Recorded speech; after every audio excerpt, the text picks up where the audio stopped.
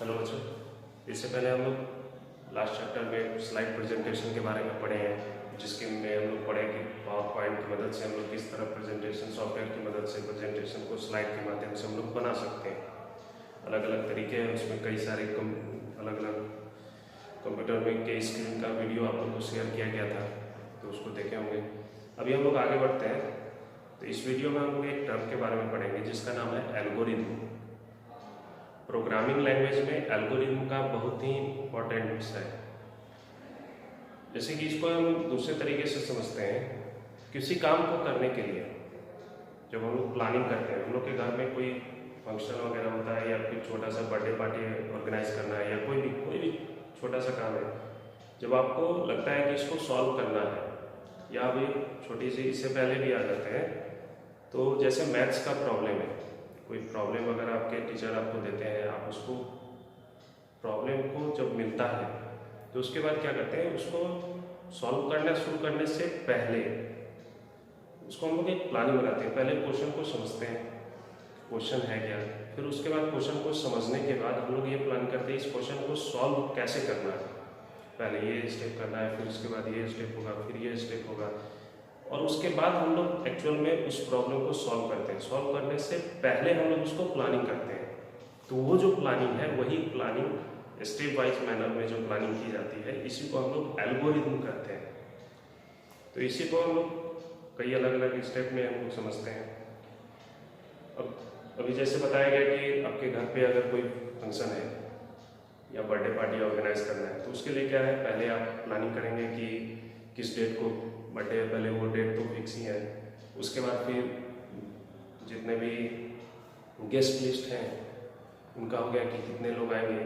उसके बाद आपको उसमें क्या क्या उस दिन क्या क्या करना है, किस टाइप का फंक्शन होगा, उस फंक्शन से रिलेटेड जितने भी ज़रूरत की चीज़ें हैं वो सब आप परचेज करेंगे या फिर अरेंज करेंगे, उसको डेकोरेट होगा। ये सब उस समय कर नहीं रहे हैं, लेकिन आप प्लानिंग बना रहे हैं, ठीक है ना। स्टेप वाइज पहले ये प्लानिंग आप बना रहे हैं, उसके बाद फिर जा करके आप क्या करते हैं कि उसको उस डेट में जब ये सब प्लानिंग बन जाती है कि हाँ पहले ये होगा, फिर ये होगा, फिर उसके बाद जो भी काम है, फिर उसके बाद नाश्ता खाना जो भी का है, ये सारी चीज़ होंगे, फिर खाने के लिए जो जो चीज़ ज़रूरत होगी वो सारी चीज़ का आप अरेंज करेंगे उस डेट से पहले, ड्यू डेट से पहले। तो ये क्या करता है कि आपके प्रॉब्लम को सॉल्व करने में मदद करता है, ताकि आपका जो प्रॉब्लम है वो ईजिली सॉल्व हो जाए और उसका जो रिजल्ट है वो इफेक्टिवली जैसा आप चाहते हैं, एज पर योर रिक्वायरमेंट, वो रिजल्ट आपको मिले। तो इसको हम लोग एल्गोरिथम कहते हैं। तो एक छोटा सा एक डेफिनेशन भी बनता है कि algorithm is a step by step plan of solution. Algorithm क्या है, step by step plan of solution है for solving a given problem. जो प्रॉब्लम आपको दिया गया है उस प्रॉब्लम को सॉल्व करने के लिए किया गया प्लानिंग। एल्गोरिथम एक्चुअल में सॉल्यूशन नहीं है, वो आपको रिजल्ट नहीं बताता है, लेकिन उस रिजल्ट को की ओर जाने के लिए, रिजल्ट को प्राप्त करने के लिए आपको जो प्लानिंग करते हैं वो प्लानिंग एल्गोरिथम कहलाती है। तो ये इस चैप्टर में पढ़ना है, चूँकि इसके बाद जो कुछ एक टॉपिक, इस चैप्टर के बाद जो आप लोग को एप्लीकेशन पढ़ना है बेसिक, उस बेसिक में प्रोग्राम्स है। तो मेन पर्पस ये एल्गोरिथम का जो होता है अभी आप लोग को पढ़ाने का, कंप्यूटर सब्जेक्ट में एल्गोरिथम पढ़ाने का, जो आप लोग को बर्थडे पार्टी ऑर्गेनाइज करने के लिए नहीं है, या फिर आपको कोई छोटे मोटे काम करने के लिए एल्गोरिथम समझाना नहीं है। उस एल्गोरिथम को आप समझ पाए, इस कारण से उसके कॉन्सेप्ट को आप समझ पाए, इसलिए ये सब छोटे छोटे एग्जांपल्स आपको दिए गए हैं, आगे भी बताए जाएंगे और आपके बुक्स में भी है, ताकि आप समझ पाएँ कि एल्गोरिथम क्या है और उसके का यूज़ करके, उसके जो प्रोसेस है उस प्रोसेस का यूज़ करके हम लोग कैसे उसको अपने रिजल्ट के रिकॉर्डिंग, उसको रिजल्ट के अकॉर्डिंग हम लोग उसको अपने में फ़ायदे प्राप्त कर सकते हैं। क्लियर। तो अगला जो चैप्टर है वो आपको बताएगा, जैसे कि बेसिक है, प्रोग्रामिंग से रिलेटेड है। तो प्रोग्रामर्स के लिए एल्गोरिथम का क्या यूज़ है। तो प्रोग्रामर्स कौन होते हैं? प्रोग्रामर वो होते हैं जो प्रोग्रामिंग लैंग्वेज की सहायता से कुछ सॉफ्टवेयर को बनाते हैं, क्रिएट करते हैं। जैसे हम लोग कंप्यूटर में, आप लोग जो कंप्यूटर जानते हैं, यूज़ करते हैं, तो उसमें देखें उसमें बहुत सारे एप्लीकेशंस होते हैं। मोबाइल भी यूज़ करते हैं, मोबाइल में भी बहुत सारे एप्लीकेशंस होते हैं। तो अलग अलग जो एप्लीकेशंस है वो कंप्यूटर पे डेवलप किए जाते हैं। तो जो कंप्यूटर जो है, चूँकि है, जब हम लोग कंप्यूटर में कोई सॉफ्टवेयर डेवलप करते हैं तो उसके लिए प्रोग्रामिंग लैंग्वेज की सहायता होती है। एक टाइप के सॉफ्टवेयर होता है जिस सॉफ्टवेयर की सहायता से हम लोग उस एप्लीकेशन को क्रिएट कर सकते हैं। तो उस टाइप के सॉफ्टवेयर जिससे हम लोग सॉफ्टवेयर को डेवलप करते हैं उसे हम लोग प्रोग्रामिंग लैंग्वेज बोलते हैं। तो और जो व्यक्ति, जो यूजर उस टाइप के कामों को करता है उसे हम लोग प्रोग्रामर्स बोलते हैं। यानी प्रोग्रामर्स प्रोग्रामिंग लैंग्वेज की सहायता से सॉफ्टवेयर को डेवलप करते हैं। ठीक है। तो उनको जब प्रॉब्लम्स होते हैं, जब हमको कोई ऐसा सॉफ्टवेयर क्रिएट करना है तो उस सॉफ्टवेयर को क्रिएट करने से पहले तो प्लानिंग करते हैं। तो वो प्लानिंग उन्हें एल्गोरिथम के रूप में मदद करती है ताकि वो उसका सही रूप से उसका रिजल्ट बना सके और सही तरीके से वो अपने सॉफ्टवेयर को डेवलप कर पाए।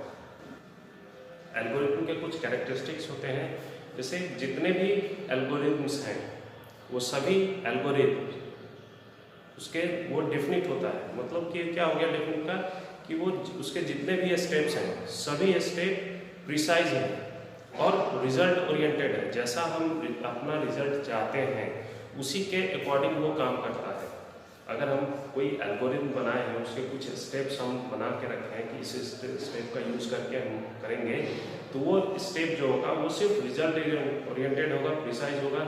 ये नहीं कि वो स्टेप यूँ ही है, उसको हम लोग स्किप भी कर सकते हैं, ऐसा कुछ नहीं होता है। ठीक है।